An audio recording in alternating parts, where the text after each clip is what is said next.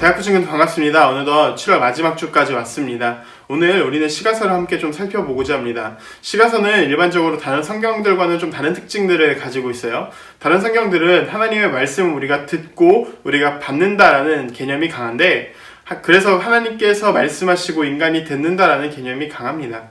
그런데 시가서는 좀 달라요. 시가서는 이것을 수평적 위치에서 이렇게 바라보는 것입니다. 하나님과 우리의 관계인 다른 성경들이 아니라 사람과 사람의 관계에서 서로를 바라보는 거죠. 물론 이 안에서 하나님이 나타납니다. 그러나 하나님보다는 인간과 인간의 관계가 더 뚜렷하게 많이 나타나기 때문에 우리가 좀 더 이해하기 쉬울 것 같아요. 오늘은 총 5권, 시가서의 5권이 뭐뭐였죠? 욥기, 시편, 잠언, 전도서, 아가에 대해서 함께 살펴보고자 합니다.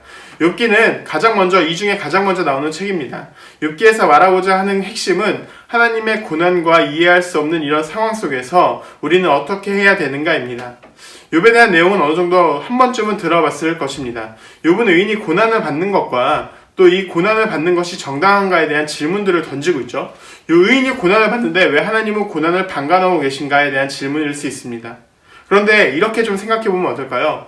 욥이 다른 사람들에 비해서 의인은 맞았죠. 그래서 다른 성경에 보면 노아, 다니엘, 욥 아무리 의로워도 이 사람들만을 구원받을 것이다 라고 나중에 이렇게 이야기합니다. 그러나 우리는 알다시피 신약에서는 완전한 의인이 없다라고 이야기를 했죠. 아무리 의로워도 완전한 의인은 없다는 것입니다. 그런데 왜 우리는 아직까지 욥기에 나온 하나님을 이해할 수 없다고 할까요? 욥이 의인이었지만 하나님 앞에서 완전한 의인은 아닙니다. 그렇기 때문에 죄인입니다. 그러니까 욥이 나중에 어떻게 이야기를 하고 있냐 하면 나중에 회개해요. 자신의 잘못을 회개합니다. 그런데 우리는 여전히 하나님이라면 왜 가만히 있는가라고 질문할 수밖에 없죠. 여기서 중요한 사실은 내 생각에 옳은 시는 이래야 한다는 개념들이 있기 때문입니다. 내 생각을 끼워 넣기 때문에 욥기에 나온 입장에서, 욥의 입장에서, 하나님의 입장에서 옳지 않다라고 생각하기 때문에 우리가 하나님을 보면서 옳지 않다라고 이야기를 하게 되는 것입니다. 그러나 적어도 우리보다 의로운 욥이 회개를 한다면 하나님이 잘못된 걸까요? 우리가 잘못 생각하고 있는 걸까요? 우리가 잘못 생각하고 있는 겁니다. 우리가 얼마나 하나님을 오해하고 우리의 틀 안에 끼워 맞춰서 욥을 바라보면서 하나님이 이래서 되나? 라고 생각할지도 모릅니다. 이렇게 오해하는 것이 아니라 정말 하나님께서 우리가 생각하지 않게 하나님께서 그 역사하심을 우리가 바라볼 수 있는 것이 욥기입니다. 중요한 것은 욥은 죽을 수밖에 없는 자리에 있었습니다. 정말 다 잃었죠. 모든 걸 다 잃었지만 그곳에서 하나님을 바라보았습니다. 결정적으로 내 인생에서 정말 저주를 받은 것 같아도 그것이 끝이 아니라는 사실을 욥기가 보여주고 있는 것입니다. 다시 시간이 지나면 회복된다는 사실을 보여주는 것입니다. 이어서 시편이 바로 나옵니다. 시편은 원래 찬양이라는 뜻이었는데 헬라어에서 시라는 의미로 바뀌게 되었고 그것이 우리나라 말로 번역되면서 시들의 모임 시편이 되었던 것입니다.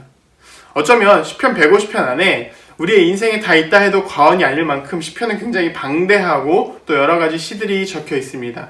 기쁨과 감사, 절망과 탄식, 울부짖음, 분노, 슬픔 이런 내용들이 다 시편 안에 들어 있습니다.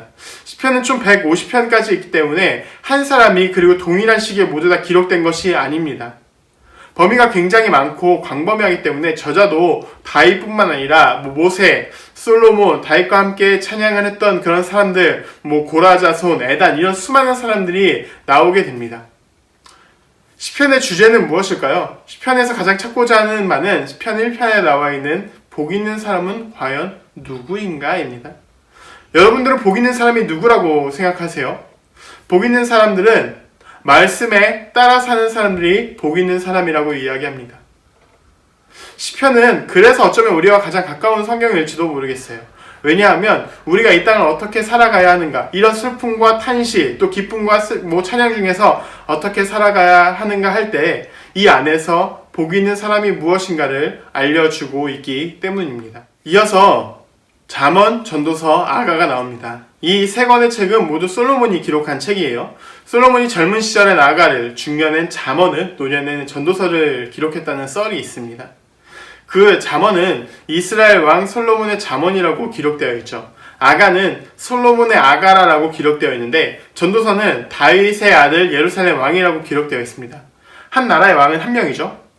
이 나라의 왕 한 명인데 다윗의 아들이라면 한 명밖에 없는 솔로몬인 것입니다. 먼저 잠언에 대해 좀 함께 살펴볼까요? 잠언은 인생의 성공을 담은 책이라고 볼 수 있습니다. 어떻게 하면 성공할 수 있는가? 어떻게 하면 사람다운 삶을 살아갈 수 있는가를 기록해놨습니다. 다시 말하면 철학적인 의미가 좀 들어가긴 하지만 삶의 기록들을 적어놨습니다. 금언이나 격언, 풍유나 비유, 권유 이런 것들을 통해서 자녀들이 우리가 어떻게 올바로 살아가야 되는지를 보여주는 책입니다. 오래된 책이라고 생각할지 모르겠지만 여전히 지금도 유효해서 우리가 잠언의 말씀을 잘 따른다면 우리가 진짜 사람다운 삶을 좀 살 수 있을 것 같아요. 예를 한번 들어보겠습니다. 노하기를 더디하는 자는 용사보다 낫고 자기 마음을 다스리는 자는 성을 빼앗는 자보다 나으니라. 이런 말이 있습니다. 이 말은 지금도 여전히 유효하지 않을까요? 우리가 속담에 이런 말이 있죠. 참을인 자가 셋이면 살인을 면한다 라는 말이 있습니다. 여전히 이런 말들은 우리가 즐겨 쓰고 있진 않지만 때에 따라서 필요할 때 쓰고 있진 않을까요? 이렇게 잠언은 지혜자와 우매자를 비교하면서 지혜자는 이렇고 우매자는 이렇다라는 이 모습을 보여주고 있는 것입니다. 진정한 지혜는 무엇일까요? 우리 모두 다 지혜 좋아하잖아요. 진정한 지혜, 우리가 정말 현인답게 살아가는 방법, 정말 올바로 살아가는 방법은 무엇일까요? 잠언은 그것을 여호와를 경외하는 것이며 그 삶이 어떤 삶인지를 보여주고 있는 것입니다. 그러면 같은 저자가 썼던 전도서에 대해서 함께 좀 볼까요? 전도서 분위기가 왜 이럴까요? 아니, 분위기 전에 전도서는 왜 이름이 이렇게 붙었을까요? 전도사가 써서 전도서일까요? 아니면 전도하라고 쓴 책이 전도서일까요? 아닙니다. 도를 전하는 사람의 글, 다시 말하면 이 사람이 함께 와서 이 사람에게 도를 전하는, 모여서 도를 전했던 글이 전도서입니다. 그래서 모으다라는 뜻이었지만 이게 바뀌면서 도를 전하다라는 뜻이 되었기 때문에 전도서였던 것입니다. 그럼 우리 전도서에 대해서 좀 더 살펴볼까요? 우리는 전도서에 대해서 오해를 하고 있었습니다. 전도서는 정말 헛됨을 가르치고 있을까요? 이런 거 보면 나오잖아요. 헛되고 헛되면 헛되고 헛되니 모든 것이 헛되도다 라는 이런 이야기가 나오는데 정말 헛되고 바람을 잡는 이야기들, 이런 이야기들을 전도서가 하고 있을까요? 전도서는 수장절, 우리나라로 말하면 맥추감사절이나 추수감사절 때 읽었습니다. 그 솔로몬이 기록한 이 말년에 그리고 추수감사절 때 이런 것들을 읽으면서 전도서의 저자가 주고자 했던 말은 이거예요. 무엇이 중요한디? 내가 다 살아보니까 뭐가 중요한데? 라고 질문하고 있는 겁니다. 전도서는 굉장히 철학적인 가치관들을 가지고 있습니다. 영원한 것처럼 우리가 살아가는 것도 언젠가 끝이 있다는 것입니다. 여러분 청년 시절이 영원할 것 같죠? 끝이 있다는 거예요. 여러분 내가 가지고 있는 게 영원할 것 같죠? 끝이 있다는 사실을 알려주고 있는 것입니다. 그래서 하나님을 경외하게 된다면 이런 헛된 것이 아니라 더 좋은 것들이 우리에게 온다는 사실을 보여주고 있는 것입니다. 언젠가 우리가 끝나면 하나님께 갈 것이기 때문입니다. 우리는 행복한 삶을 이 땅에서 많은 것들을 누리며 살아가고 있습니까? 아니면 하늘 소망을 누리며 살아가길 원하고 있습니까? 전도서가 우리에게 이것을 이야기해주고 있는 것입니다. 우리가 이 땅에서 정말 수많은 것들을 우리가 가지고 살아가길 원한다고요? 전도서는 그것이 헛되다라고 이야기를 하고 있습니다. 하나님 없는 삶, 우리가 수많은 것들을 누리는 삶이 헛되다라고 이야기를 하고 있는 것입니다. 이어서 전도서가 신혼 때 썼던, 전도서가 젊을 때 썼던, 솔로몬이 젊을 때 썼던 우리 아가서에 대해서 같이 함께 살펴보도록 하겠습니다. 아가서는 같은 저자가 썼지만 이번에 사랑 편지예요. 한때 이스라엘 아이들에게 제일 먼저 레위기를 읽혔다고 했죠. 레위기를 읽혔는데 가장 늦게 읽힌 성경이 바로 아가서입니다. 왜냐하면 여러분 읽어보세요. 굉장히 직설적이에요. 그리고 사랑 편지라고 하기에는 약간 성적인 표현들이 많이 들어가 있습니다. 그래서 아가서는 때로는 금서라고 불리기도 했습니다. 이 문제를 해결하기 위해서 어떤 학자들은 솔로몬과 술람이 여인이 주인공인데요. 이 솔로몬과 술람이 여인을 하나님과 이스라엘 백성으로 대입해서 성경을 해석하려고 하기도 했습니다. 물론 아가서가 보여주는 것이 사랑이기 때문에 하나님에 대한 인간의 사랑을 표현하기도 하지만 인간과 인간의 사랑도 나타나 있어요. 하나님의 사랑을 표현하기 위해서 6월절에 읽었지만 인간과 인간의 사랑을 표현하고 있기도 합니다. 사랑은 얼마나 어려운 일인가. 또 사랑은 안 해본 사람도 없고 모르는 사람도 없지만 진정한 사랑을 해본 사람 또한 없다는 것이 이것이 사랑이 아닐까요? 그래서 아가서의 핵심 구절은 이것입니다.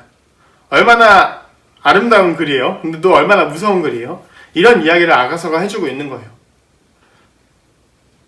아가서는 결국 사랑이 무엇인가, 사랑의 본질이 무엇인가를 보여주고 있는 것입니다. 우리가 굉장히 숨가쁘게 달려왔습니다. 참 5분, 10분 안에 이 모든 것들을 설명하는 게 어떻게 보면 되게 어려운 일이고 수박 겉핥기처럼 될 수도 있지만 5건이 잘 정리가 되었는지는 잘 모르겠어요. 그런데 시가서는 하나님의 말씀을 듣기 위해 앉아있는 자리가 아닙니다. 모세오경이나 예언서는 하나님의 말씀을 듣고 인간의 반응이지만 시가서는 지금 우리의 삶의 자리에서 하나님의 말씀을 이미 들은 사람들의 모습을 보여주고 있습니다. 그래서 내가 하나님을 잘 알고 듣고 살아가지만 삶으로 그것을 살아가는 게 얼마나 어려운지 또 그 가운데 우리가 얼마나 많은 은혜가 있는지를 보여주고 있는 것입니다. 그래서 시가서는 우리의 이야기를 담고 있습니다. 모세오경이나 예언서는 하나님의 이야기를 담고 있죠. 시가서는 우리의 이야기를 담고 있습니다. 인생의 희노애락, 이 담겨져 있는 것뿐만 아니라 하나님을 믿는 사람들을 담고 있습니다. 성경이 기록된 시대, 그리고 여전히 오늘날의 시대, 우리는 살아가고 있고 사람들은 살아왔습니다. 이 사람들이 살아오면서 느꼈던 감정들, 또 소망들, 이런 것들은 변하지 않고 지금까지도 여전히 내려오고 있습니다. 때로는 우리의 삶이 고단할 때, 우리의 삶이 막힐 때, 우리의 삶이 너무나 힘들어서 무너져 갈 때, 시가서는 여전히 우리에게 이렇게 이야기를 하고 있습니다.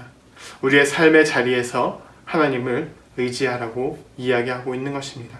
우리의 믿음의 선조들이 어려움 속에서 또 기쁨 속에서 하나님을 찬양하며 하나님을 경외하고 하나님을 찾았고 그 안에 사랑이 무엇인지를 발견했던 것처럼 우리가 정말 우리의 자리에서 하나님을 찾고 발견하고 하나님을 따라갈 수 있기를 소망합니다.